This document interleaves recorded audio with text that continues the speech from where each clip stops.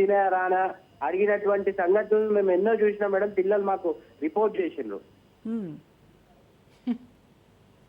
Right అండి, thank you Murali గారు. నిజంగా ఎంత బాధాకరమైనటువంటి విషయాలంటే నిజంగా ఇవన్నీ ఆ పేరెంట్స్ చూస్తున్నారో లేదో కానీ ప్రతి పేరెంట్కి చేరాలి. ఇప్పుడు మన వాళ్ళందరూ చెప్పిన విషయాలన్నీ కూడా అన్నంలో పురుగులు వస్తే పురుగు వచ్చింది అంటే పురుగు తీసేసి తినండి, అన్నం పురుగు తీసి పక్కన పడేసేసి అన్నం తినండి అని అంటే, అరే మన ఇంట్లో ఆడపిల్లని ఎట్లా చూసుకుంటాను తల్లి, మన ఇంటి మహాలక్ష్మిని తీసుకెళ్ళి ఈ దరిద్రులకి బలిస్తున్నామా అర్థం కాక అడుగుతాను. ఇంకొకటి ఏంటంటే కనీసం ఫెన్సింగ్ గోడ వేయడానికి డబ్బులు లేవా అండి అని అంటున్నారు.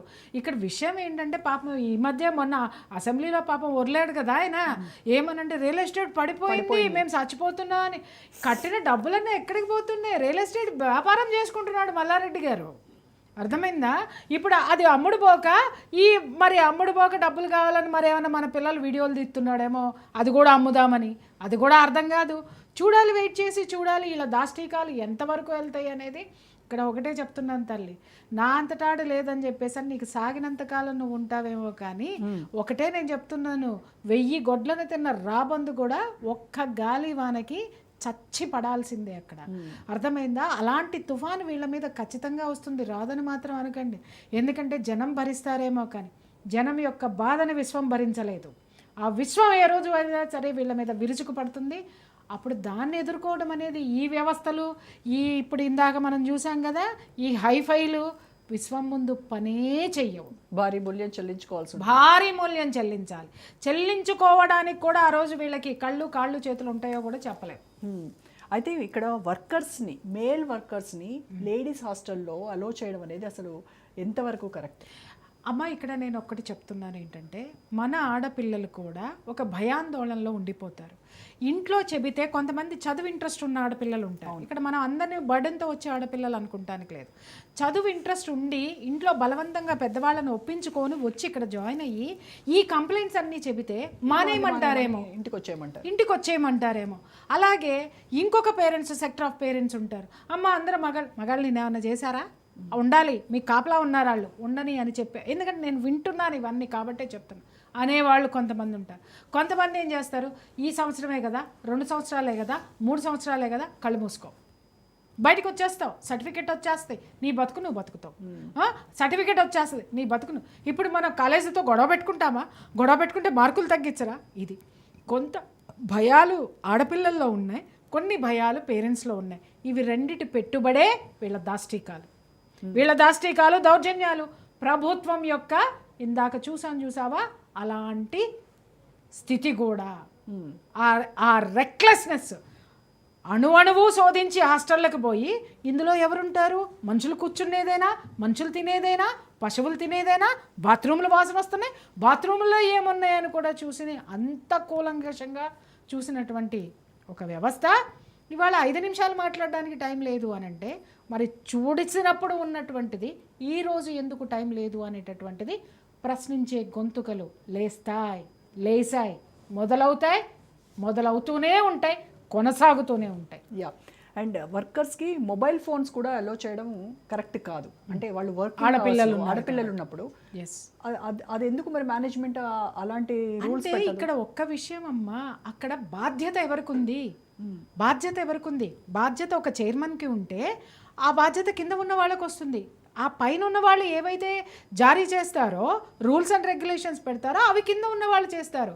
ఇక్కడ ఒకటే రూలు డబ్బులు వసూలు చేయటము, ఒకటే రూలు జనాలు తీసుకొచ్చి దాంట్లో మొబిలైజ్ చేయటము, ఒకటే రూలు ప్రచారాలు చేసి జనాలను ఆకర్షించటం. డబ్బు జనము తప్ప ఇక్కడ వ్యవస్థ యొక్క బాగు, బిడ్డల బాగు ఎవరికుందమ్మా? ఎవరికుంది? నిజంగా చెప్తున్నాను. మొన్న ఆయన ఒక ఉపన్యాసంలో చెప్పి, అబ్బో నా కోడలు గొప్పది, నా కోడలు అంతా, నా కోడలు. మిస్టర్, నీ కోడలు అంత గొప్పగా చదువుకునే సంస్కారవంతురాలే, నీ ఇంటిని చక్కబెట్టేటటువంటి నీ కోడలి యొక్క ప్రతిరూపాలే నీ కాలేజీలో ఉన్న ప్రతి ఆడపిల్ల. అలాంటి లక్ష్మీదేవే, అలాంటి సరస్వతినే, అలాంటి శక్తియే ప్రతి ఒక్కళ్ళు. ఈ శక్తుల ఉసుర్లు మాత్రం పోసుకోవద్దు. కరెక్ట్. కానీ మరి అది వాళ్ళు ఎందుకు ఆలోచించారంటారు ఈ సైడ్ నుంచి? మదం, పొగరు. ఆ రోజు పూలమ్ముకునే రోజున ఈ రోజు పూలన్నీ అమ్ముడైపోతే బాగుండు, నా కుటుంబాన్ని పోషించుకుంటానని అన్న రోజులు మర్చిపోయాడు.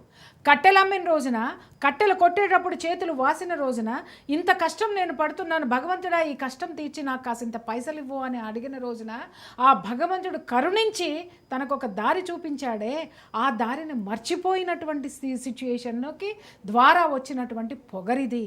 ఎవడైనా కానీ ఒక కష్టాన్ని చెప్పేవాడు కాదు గొప్పవాడు, ఆ కష్టం నుంచి వచ్చినటువంటి ఆ జ్ఞానం ఏదైతే ఉంటుందో, ఆ మెచ్యూరిటీ ఏదైతే ఉంటుందో దాన్ని నిరంతరము అమలు చేసేటటువంటి వాడు గొప్పవాడు.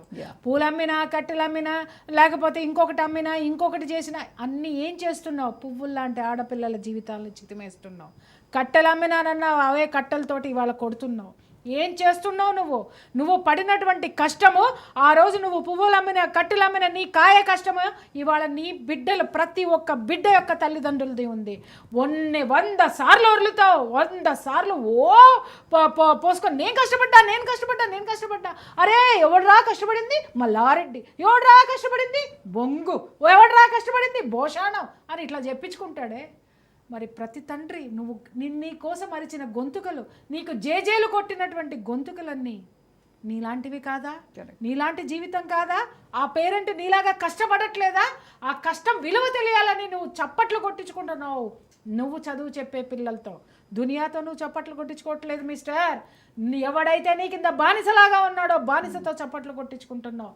ఒకటి గుర్తుపెట్టుకో, ఇవాళ నిన్ను కూర్చోపెట్టారే, ఇక్కడ కూర్చోపెట్టినటువంటి జనం నీ కింద ఉన్నారు. వాళ్ళు తప్పుకున్నారో చతికిలబడితే వెన్నుపూస ఇరుకుతుంది. కరెక్ట్. అయితే ఈ అశ్లీల వీడియోస్ తీయాలి, కెమెరాలు పెట్టాలి, వాళ్ళని ఇలా చిత్రీకరించాలి, దానివల్ల ఒక సైకోపాత్స్, ఈ మైండ్ సెట్ ఎందువల్ల వస్తుందంటారు? అమ్మ ఇక్కడ ఎక్కడా కూడా నేను మళ్ళీ మొదటికే వస్తాను.